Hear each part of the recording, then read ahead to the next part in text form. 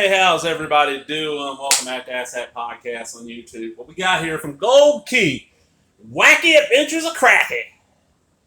Western Publishing Company, Long Lost Flight of Amelia Airbird, 25 cents. So this is an older, this is a 70s issue. And what this is okay, back pre-code era, before the comics code, which, man, we're coming up on having a generation of kids that grew up without a comics code. There is no comics code anymore. It was, towards the end there, Marvel, DC, and Archie were the only ones doing it. And Archie was the only one who put 90% of their stuff through it. And then they realized that their stuff that wasn't going through it was doing better. Damn you, Archie. I love Archie, but man, I really love the Archie horror line and the Dark Circle, and that stuff just didn't last. But, Richard, went to a comic shop. Matter of fact, as of recording, I'll be going to this comic shop again in a couple of days. Good buddy of mine, the Fairchild Donovan Moore. He does not have a YouTube channel right now. I keep on telling him he needs to get one, but he's one of the people that unfortunately lives in an area where you can't get high-speed internet. You have to pay for satellite internet, which is outrageously priced. Speeds suck, and he's on a limited budget. So I've told him before, I was like, dude, film your stuff, come over to my house and upload it. I don't mind, but because he's like me, he's got a lot of stuff, he's got a lot of good ideas. But we went to the comic shop, and I ended up digging through the kids' dens. And I picked this up because I always love these oddball Gold Key, Whitman, Dell titles that are not based on anything. It was Gold Key, Whitman, Dell. Most of their stuff was licensed like they did, besides the big stuff like Madness Robot Fighter, Dr. Solar Man of the Atom, Turok, Son of Stone. That stuff, everything else was pretty much licensed. They did the Disney stuff, they did the Looney Tunes stuff, Scooby-Doo. Scooby-Doo's first comic appearance was from them. It's worth a fortune now. So this is Wacky Adventures of Cracky. This is issue 11. This is published quarterly. And it's written by Alan Moniz, art by John Costanza. And it's your typical, funny animal comic. There's Cracky. Right there. He's kind of wacky and he just has adventures. Now I love this. You see online, you will see, Sean Baby used to have all the Hostess, Fruit Pie, and Twinkie Edge, the Hostess ads with the superheroes. What people don't know is that there was Richie Rich and other ones, like this is a Tweety and Sylvester one. And since this is quarterly, this issue 11 means this is the third year. This series lasted I don't know how long it eventually ended up lasting. And these are stuff where good like 9.0 and higher grade copies and shit is going for a lot now because these were mostly sold on the newsstand in 75, yeah. There was not comic shops like there are now. Hell, the little bitty town I live outside of has a comic shop. It ain't great, but we have a comic shop. These were ones where they weren't collectors.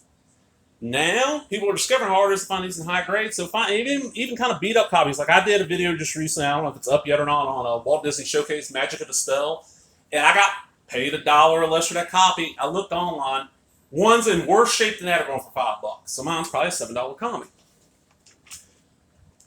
You get all your ads, the Fun House.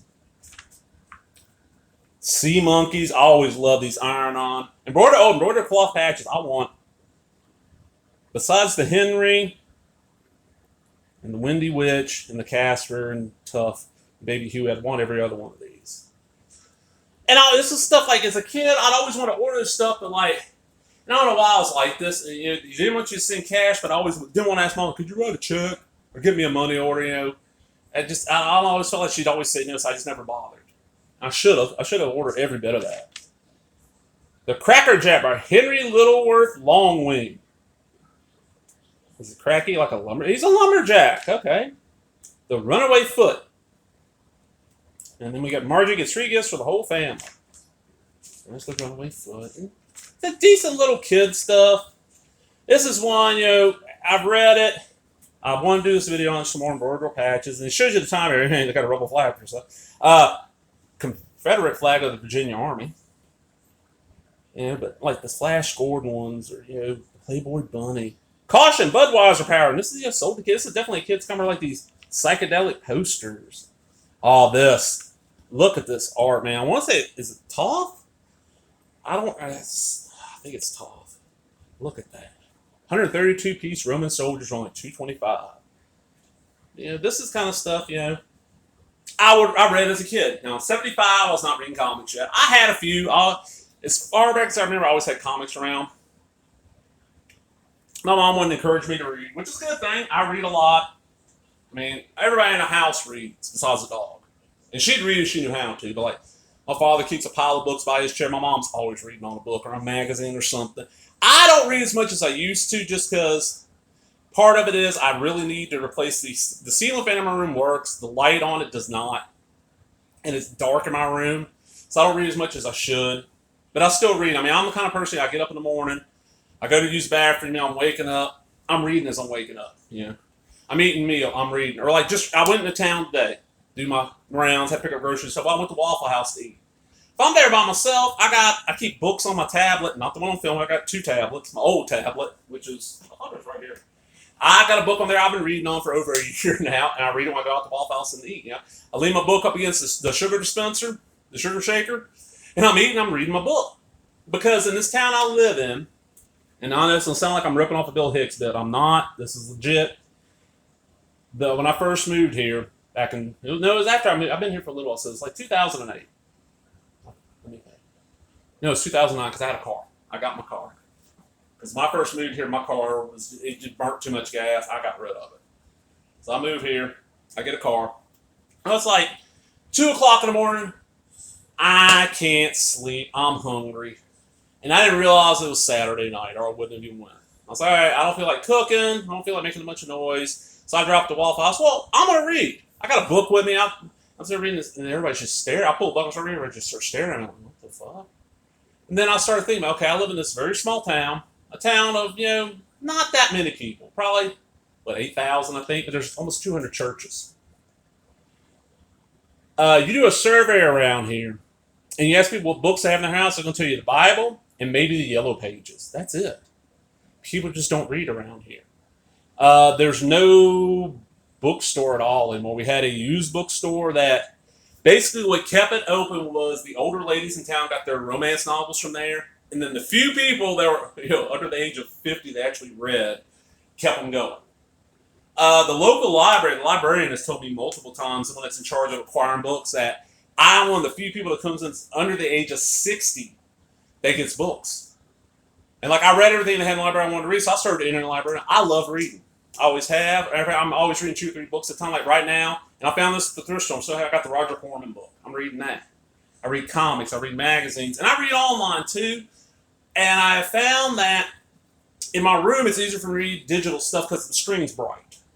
And I can adjust the print size. But Wacky Adventures of Cracky.